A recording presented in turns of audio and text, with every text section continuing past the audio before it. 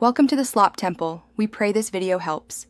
You start by confirming your carrier supports visual or standard voicemail and that you have Signal or Wi-Fi. Once ready, open your phone app and go straight to the voicemail tab or call your voicemail number. You'll be prompted to enter your PIN.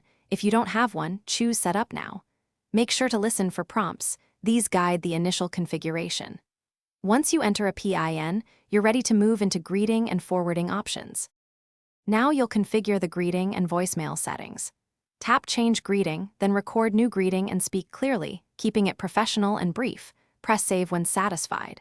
Next, review playback and storage options. Some phones keep messages for 7, 14, or 30 days. Choose what fits your needs. If visual voicemail is available, enable it to view transcripts. Make sure to test the greeting by calling your number from another line. If it's okay, proceed to forwarding or mailbox management. Finish by setting voicemail forwarding if you're moving numbers. Update call forwarding to your voicemail number in call settings, then test by calling from a different phone and leaving a message. If the message records and you can play it back, the switch is complete. If something goes wrong, reset your voicemail PIN first, then reboot the device. If issues persist, contact your carrier. There may be a routing or provisioning problem on their end. Thanks for watching.